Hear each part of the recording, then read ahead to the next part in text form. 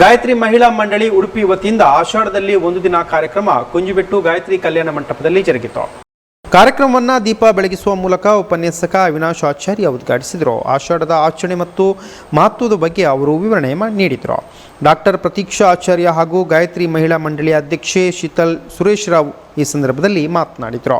ಪಾಕತಜ್ಞೆ ಲೀಲಾವತಿ ಆಚಾರ್ಯ, ಲೋಹ ಶಿಲ್ಪಿ ಪೂರ್ಣಿಮಾ ನವೀನ್, ಪ್ರತಿಭಾನ್ವಿತ ವಿದ್ಯಾರ್ಥಿ ಸಮರ್ಥ ರಾವ್ ಅವರನ್ನು ಇದೇ ಸಂದರ್ಭದಲ್ಲಿ ಸನ್ಮಾನಿಸಲಾಯಿತು. ಕಾರ್ಯಕ್ರಮದಲ್ಲಿ ಆಷಾಢ ಮಾಸದ ತಿಂಡಿ ತಿನಿಸುಗಳ ಪರಿಚಯದ ಜೊತೆಗೆ ಅವುಗಳನ್ನು ಆಸ್ವಾದಿಸಲು ವ್ಯವಸ್ಥೆ ಮಾಡಲಾಗಿತ್ತು. ಆಷಾಢದ ದಿನ ಈ ಆಷಾಢ ಅನ್ನುವಾಗ ಈಗಾಗಲೇ ಪ್ರಾಸ್ತಾವಿಕ ನುಡಿಯಲ್ಲಿ ಒಂದಷ್ಟು ವಿಚಾರಗಳನ್ನು ಹೇಳಿದ್ದಾರೆ. ಅದೇ ರೀತಿಯಲ್ಲಿ ಈ ಆಷಾಢ ಮಾಸದ ಆಚರಣೆಯನ್ನ ನಾವು 3 ವಿಧವಾಗಿ ತಗೊಂಡು ಹೋಗುವುದೇನು. ನಮ್ಮ ನಂಬಿಕೆ, ಆಚರಣೆ ಮತ್ತು ವೈಜ್ಞಾನಿಕ ಮನೋಭಾವನೆಯನ್ನು ಕೂಡ ಅದರ ಜೊತೆ ನಾವು ತಗೊಂಡು ಹೋಗ್ಬೇಕು. ಇಲ್ಲ ಅಂತ ಹೇಳಿದ್ರೆ ಅದು ಕೇವಲ ಒಂದು ಮೂಢನಂಬಿಕೆಯಾಗಿ ಮಾತ್ರ ನಿಲ್ಲುತ್ತದೆ. ಹೀಗಾಗಿ ಹೇಳಿರುವ ಚಾಂದ್ರಮಾನ, ಸೌರಮಾನ ಅಂತ ಹೇಳಿದ್ದಾರೆ. ಅದೇ ರೀತಿಯಲ್ಲಿ ನಾವು ಈಗ ಪಾಲಿಸಿಕೊಂಡು ಬರುತ್ತಿರುವುದು English calendar, nothing but Gregorian calendar ಅಂತ ಹೇಳಿದರು. ಜನವರಿಯಿಂದ ಆರಂಭಗೊಂಡು ಡಿಸೆಂಬರ್ ಕ್ಯಾಲೆಂಡರ್. ಅದೇ ರೀತಿಯಲ್ಲಿ ನಮ್ಮ ಹಿಂದೂ ಸಂಪ್ರದಾಯದ ಪ್ರಕಾರ ಹೋದರೆ ಚಾಂದ್ರಮಾನ, ಸೌರಮಾನ. ಬಹುಶಃ ಈ ವಿಷಯದಲ್ಲಿ ಸ್ವಲ್ಪ ಗೊಂದಲಗಳು ಅವಾಗ ಆಗ್ತದೆ. ಕೆಲವೊಂದು ಹಬ್ಬಗಳು ಬಂದಾಗ ನಮ್ಮಲ್ಲಿ 2 ಇರ್ತವೆ. ಕೆಲವೊಂದು ಬೇರೆ ಧರ್ಮದವರು ಕೇಳಿದಾಗ ಗೊತ್ತಿಲ್ಲ ಅಂತ ನಾವು ಹೇಳ್ಬಾರ್ದು, ಯಾಕಂದ್ರೆ ನಾವು ಹಾಸ್ಯಾಸ್ಪದ ಆಗ್ತೇವೆ. ಅದಕ್ಕೋಸ್ಕರ ಅದನ್ನ ಚಾಂದ್ರಮಾನದ ಪ್ರಕಾರ ಇರ್ಬೋದು, ಸೌರಮಾನದ ಪ್ರಕಾರ ಇರ್ಬೋದು, ಅದು ನಾವು ಒಂದು ಜಸ್ಟಿಫಿಕೇಶನ್ ಹೇಳಿದ್ರೆ ಬಹುಶಃ ನಮ್ಮ ಧರ್ಮದ ಬಗ್ಗೆ ನಮಗೆ ಒಲವು ಜಾಸ್ತಿ ಇರ್ಬೋದು ಅನ್ಕೊಳ್ತೇವೆ. ಹಾಗೆ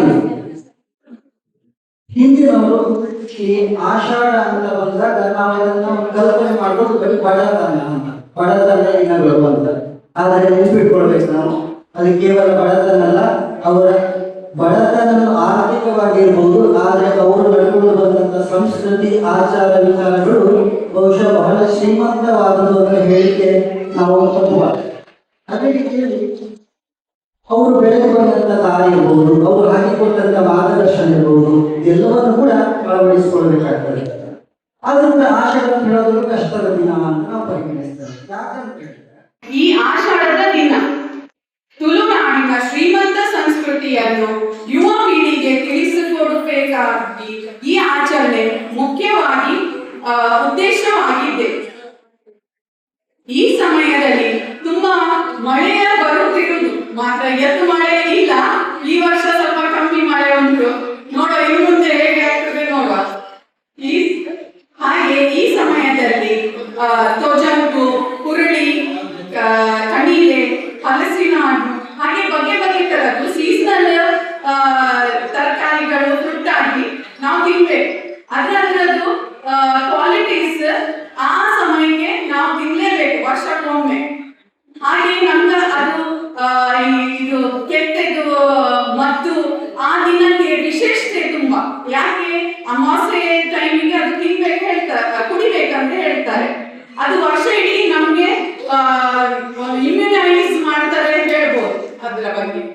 ಹಾಗೆ ನಾನು ಆಷಾಢ ಬಗ್ಗೆ ಜಾಸ್ತಿ ಹೇಳದೆ, ಯಾಕಂದ್ರೆ ಎಲ್ಲರೂ ಹೇಳಿದ್ದಾರೆ ಸಾಕಷ್ಟು.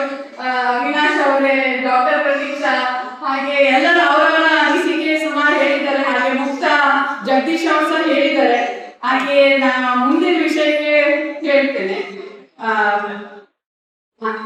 ಹಾಗೆ ಇವತ್ತು ಎಲ್ಲರೂ ಬೇರೆ ಬೇರೆ ತರದ ತಿಂಡಿ ತಿನಸು ಮಾಡಿಕೊಂಡು ಬಂದಿದ್ದಾರೆ. ಅಷ್ಟು ಬಗೆ ಬಗೆ ಐಟಮ್ ಅನ್ನು ಕಷ್ಟ ಆದ್ರೂ ಕೂಡ ಇಷ್ಟ ಅಂತ ಎಲ್ಲರೂ ತುಂಬಾ ಚಂದ ರೀತಿಯಿಂದ ಮಾಡಿ ತಂದಿದ್ದಾರೆ. ನಮ್ಮ ಎಲ್ಲರ ಸಹಕಾರಕ್ಕೆ ನಿಮ್ಮ ಎಲ್ಲರ ಸಹಕಾರಕ್ಕೆ ನನ್ನ